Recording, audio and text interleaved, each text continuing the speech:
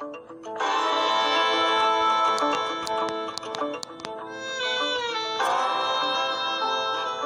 I went walking on a fine summer morning,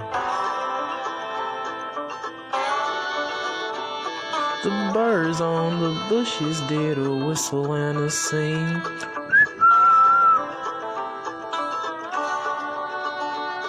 The lads and the lasses in couples were sporting. Then back to the factory, their work to begin.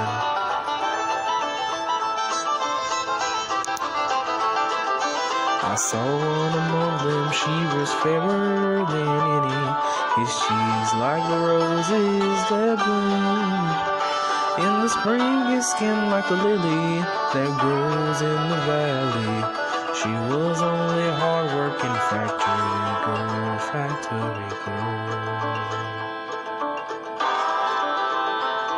I stepped up to her more closely to view her, when on me she cast the look of distinction,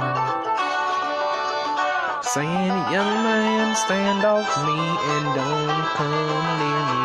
I work for my living and I think it no shame."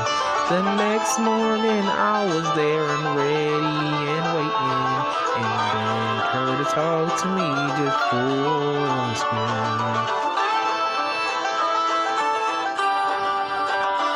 And each morning after she lingered out the door, and then I turned away at the sound of the bell.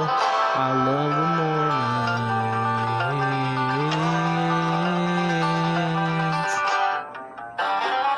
when I don't have to get up and work. The robin matches the red roses. Reluctantly, I step on the path where we often met. I started walking toward the factory of the steep hill.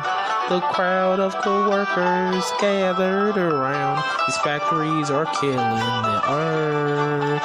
I'm tired of these, I'm not playing games, so I burned down the factory. The rich man's neglect is the poor man's grief. As I stood there, I heard the whispers. I lifted my face.